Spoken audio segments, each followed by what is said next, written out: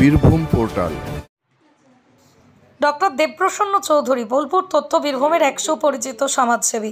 দীর্ঘদিন ধরেই মানুষের পাশে দাঁড়িয়ে তাদের সেবা করে চলেছেন। দরিদ্র এবং দুস্থ মানুষের জন্য তিনি নিয়মিত কাজ করেছেন এবং এদের সাহায্য করতে একনিষ্ঠভাবে পরিশ্রম করেছেন। দেশ বিদেশে ভ্রমণ করে তিনি একটি গুরুত্বপূর্ণ উপলব্ধি অর্জন করেছেন যে সেবা মানুষের মহত্বের পরিচায়ক হতে পারে। তিনি বিশ্বাস করেন যে একটি মানুষ যদি তার সামর্থ্য অনুযায়ী দুস্থদের সহায়তা করেন তবে একদিন তাকে অনেক গুণে ফিরিয়ে আসবে। এছাড়া বেকার যুবক যুবতীদের স্বনির্ভরতার জন্য তিনি এই কাজ করে চলেছেন। স্থানীয় জনগণও তার এই মহান কাজের প্রতি শ্রদ্ধাশীল, তার প্রচেষ্টাকে বারবার স্বীকৃতি প্রদান করেছে। ডক্টর দেবপ্রসন্ন চৌধুরীর কাজের প্রশংসাও স্থানীয় সমাজে ব্যাপকভাবে হচ্ছে। তার এই উদ্যোগে আরও বড় আকারে সমাজ পরিবর্তন আনবে বলেই আশা করা হচ্ছে।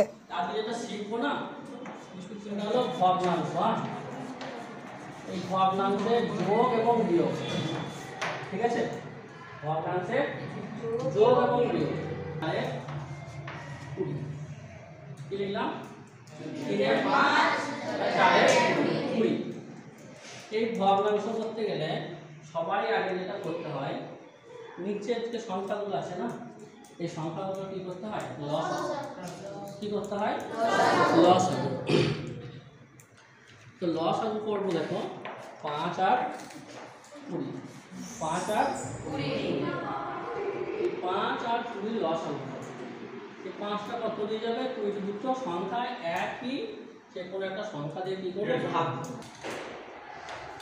5 দিয়ে 5 একে 5, 5 4 আর যাবে না, আর যাবে এই বুঝাই করে এটা তাহলে আসলে আমরা খাওয়া দাওয়া বুঝেছি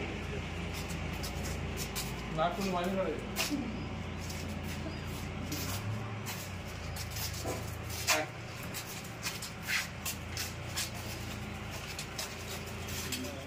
ছেলেরা যাদের এখন তাদের বাবা নেই বা বাবা মা নেই বাড়িতে, যেমন তারা বড় হচ্ছিল, তাদের দিদিমা বা কাছে তারা ঠিকমতো লালন পালন করতে পারছিল না, তাই তাদেরকে আমি নিয়ে এসেছি আমাদের কাছে। সে আগে তারা সম্পূর্ণভাবে খুব সুন্দরভাবে তারা এখানে মানুষ হচ্ছে।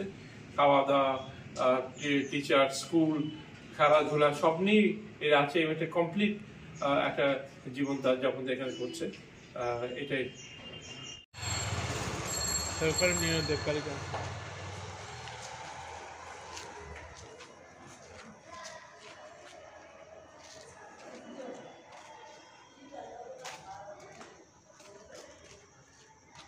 একদমই অন্ধ।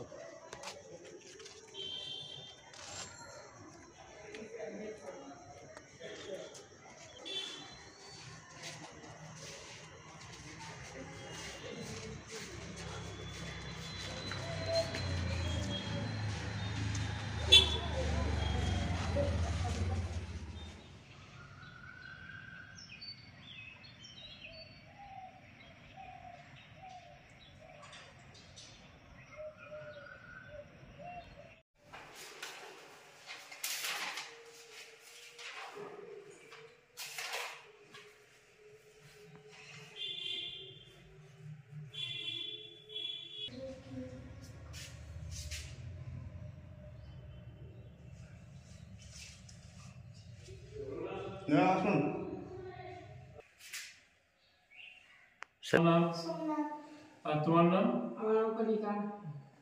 আচ্ছা, তো তোদের পড়াশোনা কেমন হচ্ছে? পড়ে নিজের পড়িস না টিচার আছে? আচ্ছা, টিচার সব সাবজেক্টই পড়ায়? টিচার এখানে? তারপরে পড়াশোনা তোমরা কি করো?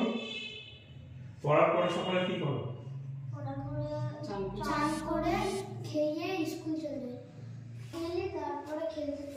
খেলতে চলে যাও, বেশ ঠিক আছে। কোথায় খেলো তোমরা? ঠিক আছে, তারপরে খেলে এসে কি করো? আচ্ছা, খুব ভালো। খাও। আচ্ছা, তোমরা কি ধরনের খাবার খাও এখানে? ভাত, মাছ, মাংস, ডিম, মুড়ি, চাউমিন। আচ্ছা, চাউমিন। আচ্ছা, তারপর তরকারি, বিভিন্ন ধরনের তরকারি এইসব খাও। কতদিন আছে? প্রায় 2 বছর। আচ্ছা, ঠিক আছে, খুব ভালো। এখানে তোমার থাকতে ভালো লাগে? আচ্ছা, মাঝে মাঝে তোমরা বাড়ি যাও? কখন? দুর্গা পুজোর সময় তোমরা বাড়ি যাও। আর তোমরা যে যে গার্জেন তারা মাঝে মাঝে তোমাকে দেখতে আসে? এক মাস পরে একবার ওই সেই দিন এসে এক ঘন্টা থেকে চলে যাবে। তুমি তারপরে তুমি খাওয়া দাওয়া কেমন হচ্ছে এখানে? ভালো হচ্ছে। আর তুমি সারাদিন মোটামুটি কি করো? ঘুম থেকে উঠে আমি তো তারপরে চা খাই, চা বিস্কুট, তারপরে ছেলেরা চলে যাবো, তারপরে আবার এসে এখানে একটু বই নিয়ে নাড়াচাড়া করি, বসে পড়ি, এইসব করি। হ্যাঁ, এদের বই থাকে, এমনি বাড়তি বইও থাকে, পাঁচালি করি ঘরের মধ্যে, রুমের মধ্যে। আচ্ছা, তারপর ওরা সব তোমরা এমনি সন্ধ্যেবেলা বেড়াতে যাও? হ্যাঁ, সন্ধ্যেবেলা আমরা বেড়াতে যাই। আচ্ছা, তোমরা তিনজনই থাকো? হ্যাঁ, আমরা দিকে থাকি। তুমি এখানে এসছো কেন? বাড়িতে ভালো লাগছিল না, তাই চলে এসেছিলাম বাড়িতে। একা বাড়িতে কেউ নাই, ভালো লাগছিল না, আমি চলে এসেছিলাম। কিন্তু তোমার অর্থ দিয়ে আর্থিক সমস্যা ছিল? হ্যাঁ, সমস্যা ছিল। আচ্ছা, সেই জন্য তোমাকে কেউ দেখার কেউ ছিল না? না। আচ্ছা,